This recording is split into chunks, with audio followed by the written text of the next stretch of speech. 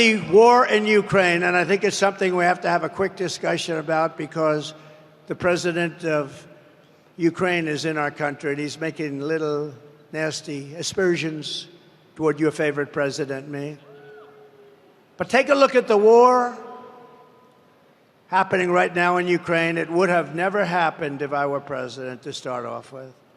And there didn't even have to be a settlement. It wouldn't have happened, period. Russia wouldn't have gone in. I spoke to Putin about it a lot. I got along very well with Putin. I spoke to him a lot. You know, I was the one that ended the pipeline, Nord Stream 2, in Europe going to Germany. And he said that was a bad thing. That was the biggest job. Then they say how nice I was to Russia. No, I wasn't nice, but we got along. We had a good relationship, which is a good thing, not a bad thing.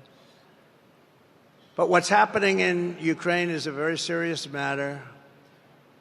Let's say we did settle, and a deal would have been made with Russia years ago, 3 years ago, before it all began. And we could have made a deal easily. Could have made it easily. If we had a president who was intelligent, we could have made a deal easily. But what do you have left now, right? 3 years of horrible fighting. The country is absolutely obliterated. Millions and millions of people, including all of these great soldiers, they're dead.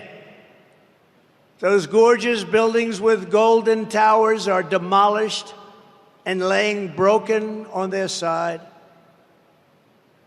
And you'll never see that kind of a town or city again. Can never be duplicated. They're all demolished other than Kiev. You'll never be able to rebuild the cities or towns the way they are. Impossible to do.